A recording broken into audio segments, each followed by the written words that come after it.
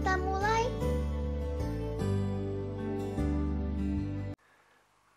Anak-anak yang dikasihi Tuhan, senang sekali bisa berjumpa kembali dengan kamu. Bagaimana keadaan kamu pada hari ini? Saya percaya kamu tetap dalam sukacita dan damai sejahtera di dalam Tuhan. Ya, kita bersyukur menjadi anak-anak Tuhan. Nah, pada pertemuan kali ini di dalam program Berpetualang dalam Kerajaan Allah, tema yang diambil adalah Menara Babel. Ya, itu diambil dari kitab Kejadian pasal 11. Nah, di dalam Kejadian pasal 11 ayat 5 berbunyi demikian. Lalu turunlah Tuhan melihat kota dan menara yang didirikan oleh anak-anak manusia itu.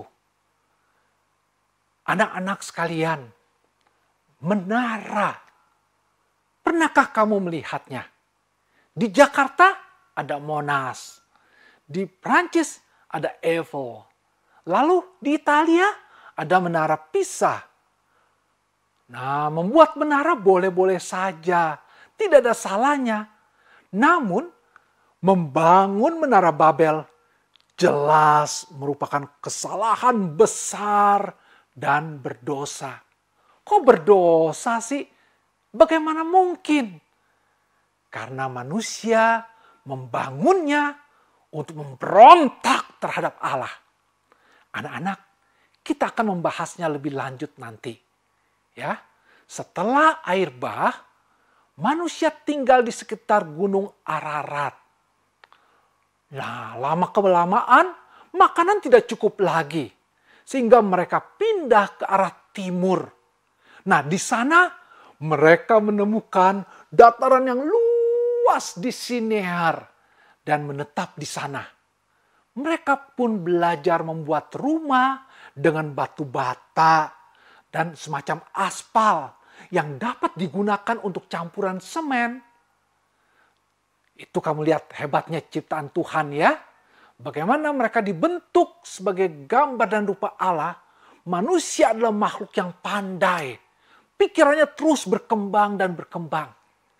Barang-barang yang semula tidak dimanfaatkan dapat dijadikan sesuatu yang membuat hidup manusia lebih mudah. Nah, anak-anak, di Sinear ini manusia bermaksud mendirikan sebuah kota dengan sebuah menara yang puncaknya sampai jauh tinggi ke langit supaya mereka tidak terserak, tidak tersebar ke seluruh bumi. Mereka tidak mau terpisah karena mereka beranggapan bahwa bila mereka bersatu, mereka akan kuat dan terlindung. Pendirian kota dan menara itu merupakan perlawanan terhadap perintah Allah. Kenapa demikian? Karena Allah telah memerintahkan supaya manusia memenuhi dan menaklukkan bumi. Supaya semua yang Allah berikan di bumi dimaksudkan untuk dibuka dan dikembangkan oleh manusia. Nah, bila manusia percaya kepada firman Allah, mereka akan berani menjelajahi dunia dan menaklukkannya. Bukankah Allah telah berjanji untuk memelihara kehidupan manusia di bumi ini? Nah, anak-anak, selanjutnya apa yang terjadi? Allah segera turun untuk melihat. Tunggu dulu. Turun untuk melihat. Bukankah Allah ada di mana-mana? Baik di surga maupun di bumi. Begini anak-anak. Ada sesuatu yang ditekankan di sini. Yaitu Allah ingin menghadapkan perbuatan manusia tersebut kepada tujuannya yang bijaksana dan penuh anugerah itu. Karena manusia lebih memilih menuruti keinginannya sendiri, Allah harus melakukan sesuatu agar manusia tidak melawan Allah dan tetap memenuhi tugasnya menaklukkan bumi ini, mengolah bumi ini. Nah, disinilah anak-anak, Allah pun turun tangan. Apa yang dilakukan oleh Tuhan?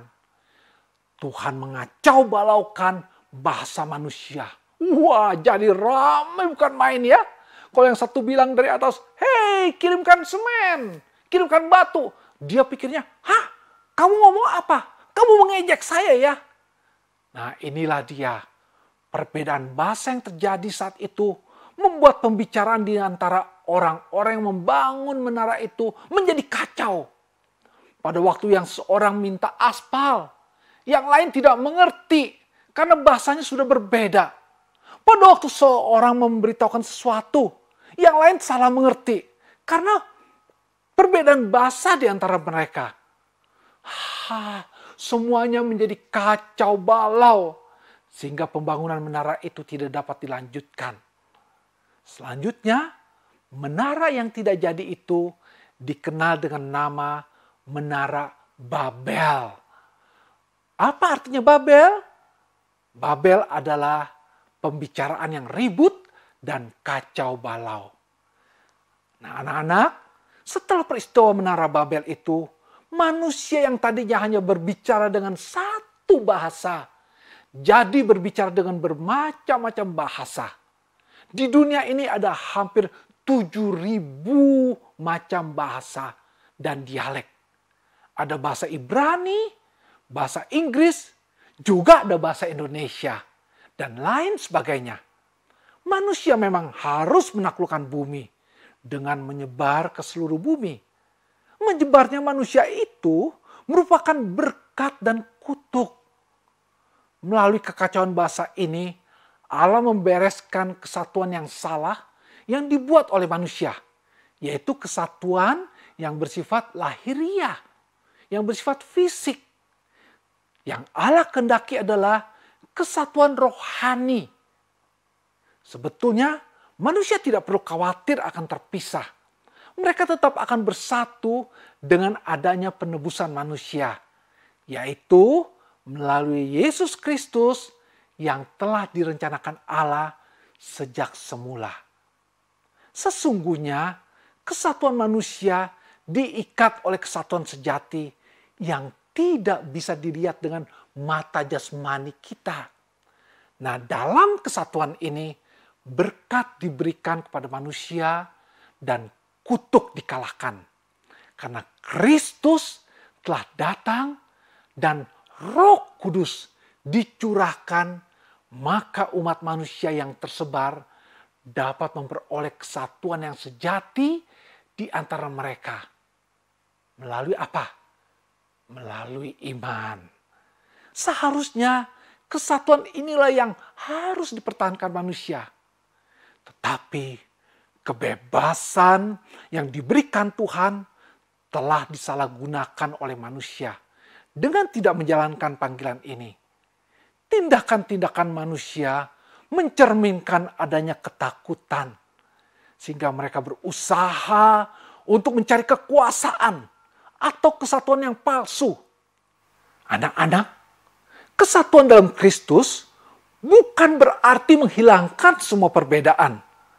Setiap orang adalah unik, dan keunikan itu harus tetap dipertahankan agar kita dapat saling membantu.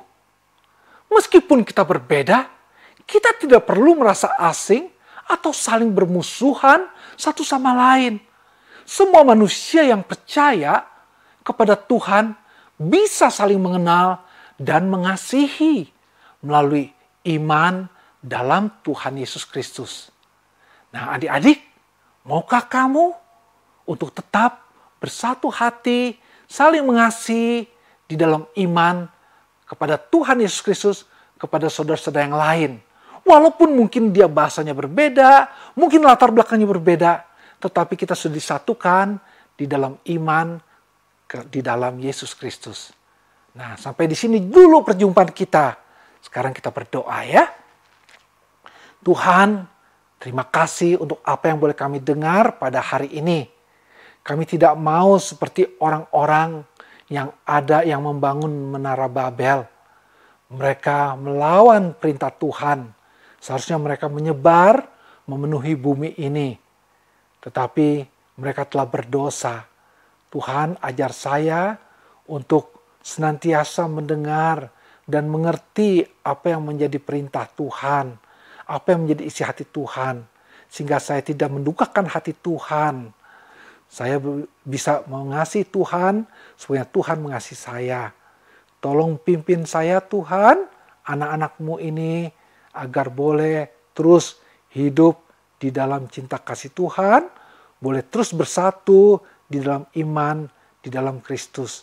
Dalam nama Tuhan Yesus Kristus, kami berdoa. Amin. Nah, para sahabat Berham, Tuhan tidak ingin kita bertengkar. Dia ingin kita saling mengasihi. Besok kita akan menikmati anugerahnya lagi. Jangan lupa membaca Kejadian 12 ayat 1-9 ya.